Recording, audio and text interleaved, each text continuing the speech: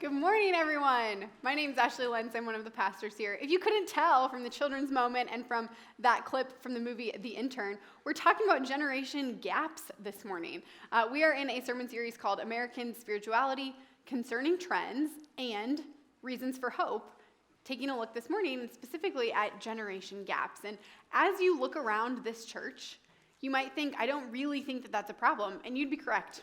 Hope is it's kind of an exception to the trend in America right now. We have booming generations around here. We have young people, we have elder people, we have everybody of all ages involved in coming to things. It's really, really beautiful.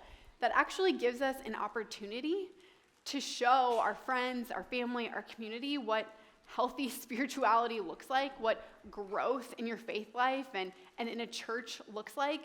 But that is not the trend in America right now and hasn't been for a while.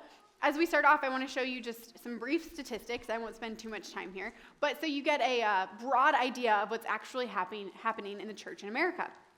This is a study from Gallup. It was released in June, so just a few months ago. The title is Belief in God in U.S. Dips to 81%, a new low. 81%, when I first saw this study come across my email, I thought, 81% of people in America believe in God? That seems pretty darn good. I thought, that's more than 50. That's significantly more than 50, really. But historically, this number, this percentage, Gallup has polled people since 1945 asking them, do you believe in God in America? It has been over 90%, really high in some decades. 60s, 70s, it was 98% of people said, yes, I believe in God. That doesn't necessarily mean they came to church, but they believed in God. Gallup didn't poll people for a really long time, but they asked people again in 2011, do you believe in God? And the answer was still 92%. For decades and decades and decades, over 90% of people in America said, yes, I believe in God. Just in the last 5 or so years, this number has dipped dramatically. We're looking at 81% as of June of this year. That's a really, really big drop. And it happened very, very quickly. As we look at the world around us, that might not be surprising to you. What's sad is that this is continuing to go downward. Another study released by Pew Research Center in December of this past year, December of 2021, so it's not quite a year old. This is part of a larger study, but this piece of it says, in U.S., roughly 3 in 10 adults now religiously unaffiliated. Gallup was asking people very broadly, do you believe in God? Pew is asking people about their religious affiliation, so a little bit more specific. In 2007, 78% of people said, I'm a Christian. As of December of this past year, 63% of people said they were a Christian. The more concerning trend is this one here in the middle. In 2007, 16% of people identified as no religion. As of December of this last year, 29% identify as no religion. We call this group the nuns, not the habit-wearing, Sister Act performing Catholic Church nuns. We call them nuns as in no affiliation. The article defines them as people who describe themselves as atheists, agnostics, or nothing in particular when asked about their religious identity. In 2007, Christians outnumbered nuns 5-1. As of this last year, Christians outnumber nuns 2-1. This group is greatly increasing. As we look at the changes specifically, in the Gallup study, they kind of categorized where the biggest changes were based on demographic, political association, age range, gender. The biggest drop in people who believe in God. The greatest growing nuns in our society are young people, ages 18 to 29. There's one more group I want to introduce you to. They're called the duns. Nuns and duns are the group that is creating this generation gap, this large drop in faith that we see in America. The duns are people who are disillusioned with the church, whether because they are dissatisfied with the structure, social message, or politics of the institutional church. They have decided they are better off without organized religion. Duns are people who still perhaps believe in God, but they're done with the church. They've been hurt by a church, or people who are church people, if you will. They say, it's not really for me anymore. It can't answer my questions. I'm better off on my own. What a sad statistic that is. The church has messed up in a lot of ways. We are not perfect. But we are a community. We get to grow and learn together. We're here to support one another. Where two or more are gathered, Jesus says the Spirit is present. We get to encounter God together. And as a church, as people who are part of a church that is different than these statistics, I want us to take that as an opportunity. Our nation is absolutely in a crisis of faith. You get to be the change in our world. You know Jesus. I talk about the nuns and the duns because I imagine you know people like this.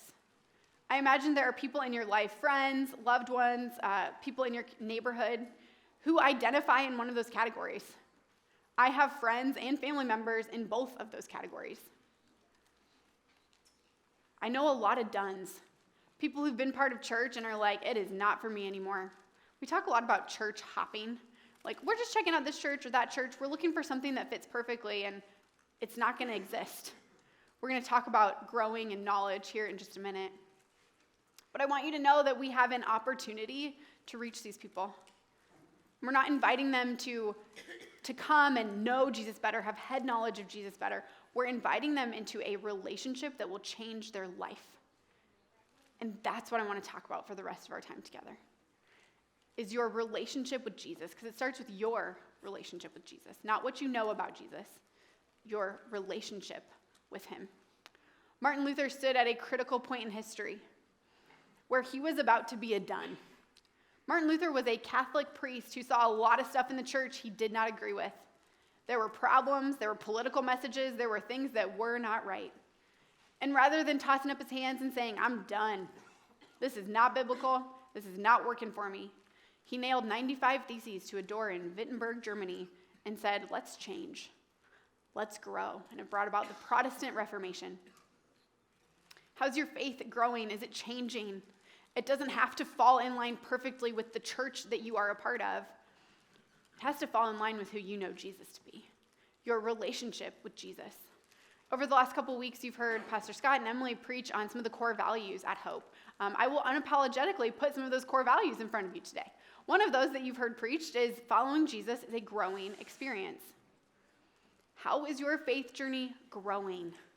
We have so many opportunities for you to grow. I want you to get plugged in this fall. But more than that, I want your journey to be one of personal, relational growth. Here's what I mean. When I talk to people who want to grow in their relationship with Jesus, they start here and then they say, I need more information. I want to sign up for all the Bible studies. I want a textbook. I want to have all these meetings. I want to know about Jesus. That is not necessarily a bad thing. This often leads to questions. The more that we learn about Jesus, the more we don't know about Jesus, I promise you. The more you learn, the more questions we have, the more uncertainty there is. A few weeks ago, Pastor Scott preached on living in the tension and how certainty is just not part of our faith. It would be great if we could be certain about everything, but we have to leave room for the mystery, the grandness of God. So when we reach this point, we've gathered knowledge, we've asked our questions. Often, what we see in the none and done categories is people who've done this and say, it's not for me. It doesn't answer my questions. I can't be certain about it, therefore I'm not really going to spend time being a Christian or believing in God or even attending church. I'm none or done. What this can do, though, is propel you back into growth. Questions are natural, and mystery is really, really good. We are finite beings who are trying to understand an infinite God. It's really not possible. When I was asking Pastor Scott, I walked into his office on Wednesday or Thursday, and I said, can I glean some knowledge from you? I said, do you know what I'm talking about when I say growth and knowledge and questions? And he's like, yeah. He said, I call it order, disorder, reorder. And I was like, oh, that's better than mine. This is very, very biblical. Order, disorder, reorder. It's the story of the Old Testament through and through. It's the story of creation. I think about Adam and Eve. The world was perfect when Adam and Eve were put into the Garden of Eden. Sin entered the world and there was disorder, and God promises to bring about reorder. It's the story of the prophets and the kings in the Old Testament. They prophesy or rule in times of order about disorder or vice versa, and they prophesy about reorder. Is your faith journey ordered or disordered? Is your life ordered or disordered? We go in seasons between these two.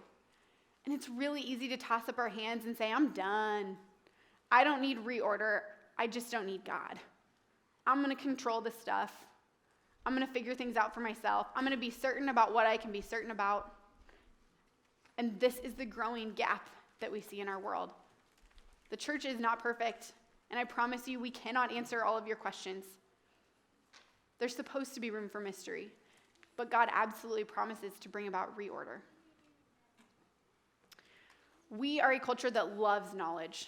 We love knowledge gathering and questions. The more letters you have after your name, that's a status thing. I'm super guilty of loving knowledge. I'm a sponge. I love learning. Someday, I would love to have a PhD, not for the sake of the letters after my name, but because there's a selfish part of me that thinks if I get a PhD in New Testament studies and can be a professor, my relationship with God will be that much better. That is not true. Knowledge does not equal a better relationship with God. It is our personal experience with Jesus that equals a deeper relationship with him. I was reading about this week. There is a gal named Kirsten Sanders. She wrote in Christianity Today about this. She says the process of growing and questioning, of digging into our faith, it should dismantle certainty where it is not proper. But that does not mean faith will be dismantled. Christian belief is not vested in the intellectual ability of the Christian, but in the steadfastness of God. That's really deep. I love this last sentence. Christian belief is not vested in the intellectual ability of the Christian, but in the steadfastness of God. How you encounter God, your personal relationship with him, does not depend on you at all. It does not depend on your knowledge of him. It is entirely dependent on him. Do you believe that? Do you believe that we could take every class in the world, be part of every Bible study in the world, and it still wouldn't be good enough? We would still be seeking and searching. It's because, number one, we should dismantle certainty. But also, our faith is not about how I know God, head knowledge, know God. It's about how I experience my personal relationship with him. And as I was talking to Pastor Scott about this, he said, well, Ashley, that's biblical. Knowledge in the Bible is about relationship. He's really wise, you guys. He's really wise. Did you know that he grew up as my pastor? Like, I grew up at Hope, sitting here, learning from him. He's great. But it's true, knowledge in the Bible is relational and experiential. Here's what I mean by this. In Genesis 4, chapter 1, Adam and Eve conceive Cain. And the Bible says that Adam knew Eve, and they had Cain. That Hebrew word know, Adam knew Eve, is yada. It means to know. It is not head knowledge know, it is relationally know. Experience, be so personally connected. Adam knew Eve, and they had Cain. I've been reading through the Gospel of John in the last few weeks. John chapter 1 begins with this beautiful prologue to the Gospel. And John writes about Jesus. He says, he came into the very world he created, but the world did not recognize him. That Greek word recognize, the world did not know him, did not recognize him. It's gnosko. And it means the world did not experience him. The world was not in personal relationship with him. There's a different Greek word for head knowledge. That's not what John uses. He uses the relational knowing word. And fast forward to John chapter 10, Jesus is speaking and he says, I am the good shepherd. I know my sheep, and my sheep know me. Again, it's not the Greek word for head knowledge. It's gnosko. I relationally know my sheep, and they are in relationship with me. We personally, experientially know one another. Knowledge is not a bad thing, but it should propel you into reorder. It should propel you into deeper personal relationship with God.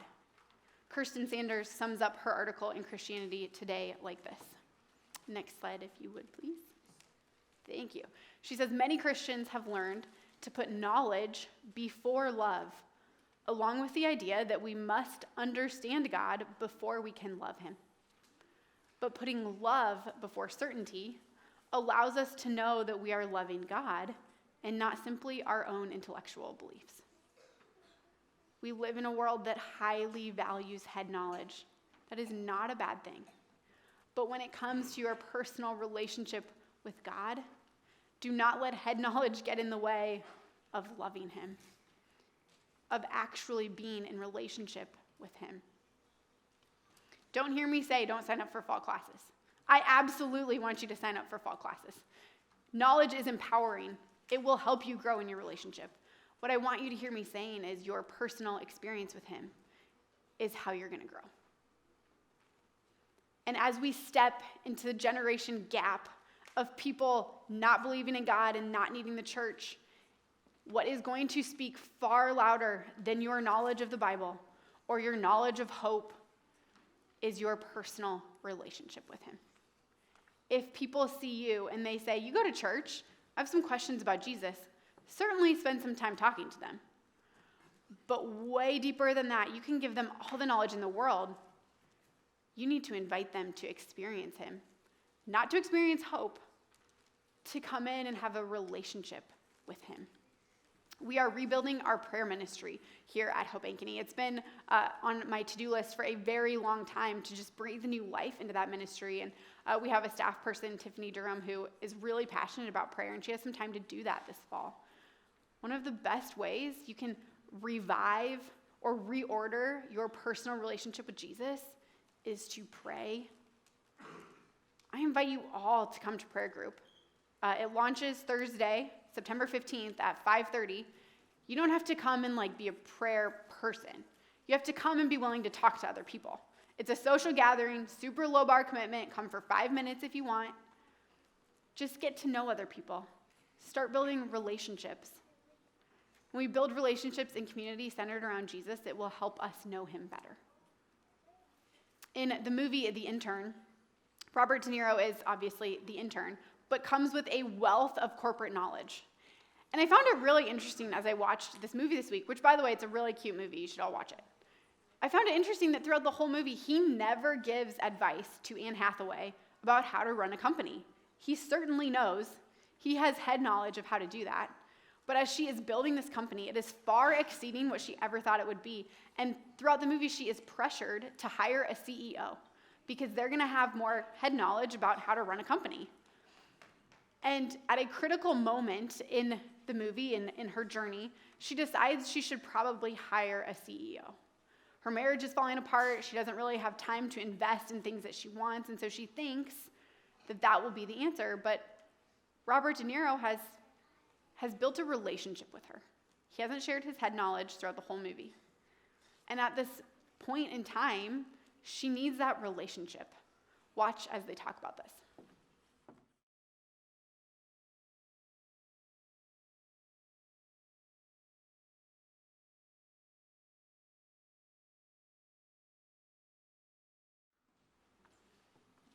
It's moments like this when you need someone you can count on. Who are the people you can count on? Who are the people who fall into the none and done category in your life? Are you someone that they can count on? We get to do this in community. We get to grow together. We get to ask questions. In the article I referenced from Kirsten Sanders, she talks about the importance of walking through our disorder, reorder journey with people we can trust, people we can count on, not to tell us what to believe, but to point us back to Jesus, to critically think together and pray together. On the screen, you see a picture of my small group. I was just doing this math standing over there. We've had 5 babies. Ben and Zoe are about to have a baby in about a month and a half. We've had 5 babies in 2 years. So my small group is in a very big season of transition. So in full disclosure, we haven't actually done a study together in 2 years. Yeah, no one's perfect. But these are people that I can count on. We get to do life together. We talk all the time. We get to grow together. You sit in a room full of people who love Jesus. They might not agree with you in every belief that you have, but you all love Jesus, and you're all pretty cool people. Get to know the people around you. You probably sit in about the same spot every weekend. Get to know the people around you. Plug in. Who are the people you can count on? We are here for you. A couple weeks ago, Pastor Scott asked our vision team, when's the time that you grew in your faith? And I immediately knew the answer. That answer was not, when I was going through seminary school. Certainly I grew in my faith, duh, but that was head knowledge growth. And it never even occurred to me that that could have been an answer to that question. A time when I grew in my faith drastically was when my faith was challenged. It was a season of disorder. I was part of a very different church in college. There wasn't hope in Iowa City yet. So I was part of a very different church in college. They had very different beliefs. They told me very different things than what I grew up hearing and believing. I had to find out for myself who I was, who God said I was. I relied on trusted mentors. I talked to Pastor Scott. I had people in my life that I could count on. And deeper than that, I spent a lot of time hanging out with Jesus. I had to know what he was telling me, not what the world wanted to tell me, not what a specific church wanted to tell me, who Jesus was calling me to be. Who are the people you can count on, and are you growing? Are you bringing reorder from your disorder? There will always be seasons like that. It's part of growing. As we step into generation gaps, I hope that you invite people to come and see. Not to come and see hope, not to come and see what we do, but to come and personally grow with Jesus. Invite them to a Bible study, but rather than just talk about head knowledge, invite them to pray, invite them to be quiet with God. You could do it together. Invite them into that experiential relationship, that deep knowing. As we wrap up, there's one more core value I want to share with you. I think all of our core values at Hope are really fantastic, but this one holds a special place in my heart. 2 reasons. Number 1, here's the core value. We worship God, not tradition. Reason number 1, I love this core value so much, is that I grew up in a traditional Lutheran church. Before we came to Hope, my mom grew up in that church, my grandparents grew up in that church. It was a beautiful Lutheran church. And there is a beautiful place for tradition. It's not all bad. I miss liturgy sometimes. I really miss singing out of hymnals sometimes. Tradition can be very, very beautiful. But I like how this is worded. We worship God, not tradition. When you invite people to come and see, you're not inviting them to come and see Hope or the way that we do things, our tradition, if you will. You are inviting them to worship God. That's the second thing I love about this core value. It's the word worship. We could have put a couple different words there. We love God, not tradition. We, whatever, fill it in. But they picked we worship God. The Greek word for worship is proskuneo. And the root of that word means to fall on your knees in reverence. It means to kiss someone's hand. It is a physical, embodied experience. We worship God. We physically experience God. How is your physical experience of God these days? We call our weekend services worship services. From the time that you walk in the front door, I hope that it feels worshipful, that you physically experience God when someone smiles at you and says hi, or you go get a coffee at the cafe. Everything we do in life actually should be worshipful. We were on vacation in Colorado about a month ago. Was that a month ago? Man, August went by fast. It's already September, folks. Happy Labor Day, by the way. We were on vacation in Colorado. I love hiking mountains. I got to tell you this story fast because I didn't say this in the other 2, and I'm pressing on time. Anyway, we were hiking mountains in Colorado. I love hiking. I'm the leader of the hiking pack because when I hike, I put my head down and I just go. It is a worshipful experience for me. I hang out in God's creation. There is no distraction. I hike up mountains. It is beautiful. I'm exercising. I feel great about myself. Tyler and I were able to go on a hike, just the two of us. We left Paxton with Grandma and Grandpa. And we got like halfway up a mountain. And I looked at Tyler and I said, there is something wrong with me. And he said, what? And I said, I'm not worshiping. I said, this is not worshipful. I'm thinking about all the other stuff in life, and that has never happened to me hiking up a mountain before. I was lacking a physical experience, the embodiment of hanging out with God in God's creation. Do you know what was distracting me?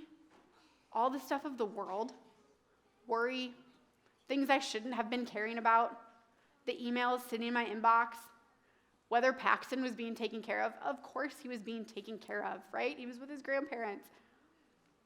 What is distracting you from a physical, embodied experience of God? We are called to be worshipful beings. It is very important. It will help you grow. It will bring reorder from disorder. I told you I've been reading through the Gospel of John, and one of my favorite Bible stories is the woman at the well in John chapter 4.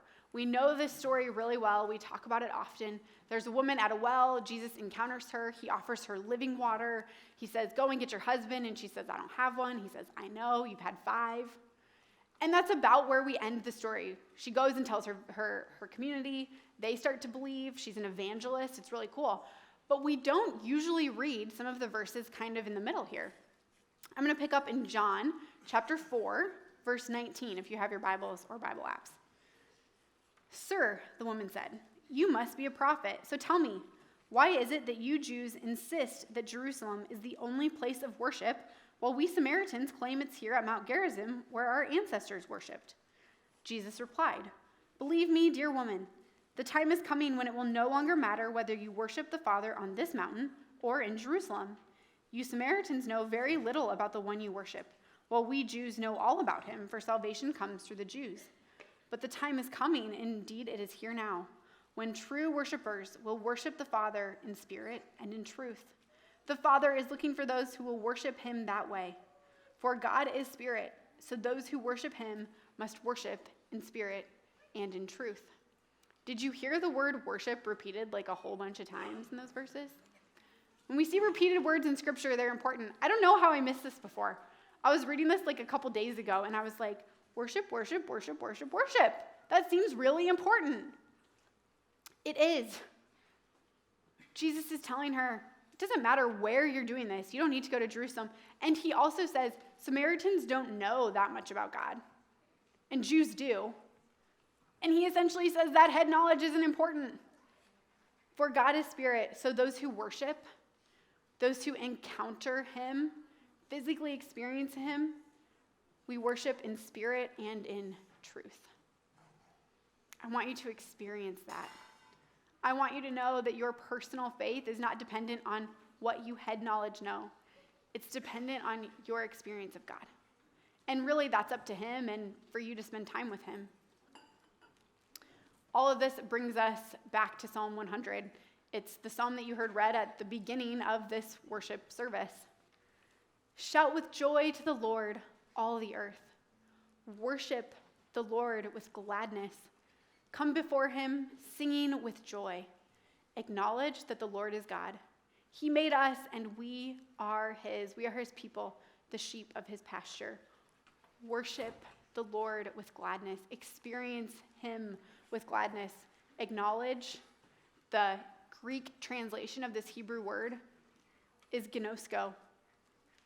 Physically know, relationally know that the Lord is God. Leave room for mystery. Dismantle certainty where you need to. Rely on his steadfastness. This psalm ends, for the Lord is good. His unfailing love continues forever, and his faithfulness continues to each generation. God promises to be faithful as we step into a generation gap. We get to be faithful too in how we live out our personal experience of Jesus each and every day. There is no more tangible way to actually encounter God than in the sacraments. Jesus promises to encounter us in the water of baptism. He also promises to encounter us in the bread and the juice and wine of Holy Communion. Do not take that experience for granted. It is totally miraculous. How does Jesus encounter us in the bread and the wine? That is left up to mystery. It is totally miraculous. I cannot explain that to you in certain terms. I can just tell you I know he's there. He promises to be there. He promises to encounter you. I was doing hospital visits this week. Pastors at Hope, we rotate hospital visits. And honestly, when hospital visits show up on my calendar, I'm kind of like, oh, I got to carve out time to do hospital visits. It's always the most rewarding thing in the world. I stepped into the room of a gentleman, and his wife was there, and he had had a kidney transplant about 1.5 years ago and was struggling with some pneumonia, so they were going to be there a while. And they said, we haven't been to church in like almost 2 years. Because of COVID and his kidney transplant and health complications, we just can't be out in groups. We had a lovely conversation, and we got to hang out in community together. And at the end, they said, hey, I brought communion. I had the little to-go cups. I said, do you guys want communion? And they started to cry. This is a moment that we get to hang out in community. We get to come forward with our brothers and sisters in Christ and actually encounter our living God. Don't take it for granted. It is totally miraculous. You all step forward to receive a miracle in this moment. Let it be a moment that leads to reorder in your life. I pray you would all encounter God as we come forward.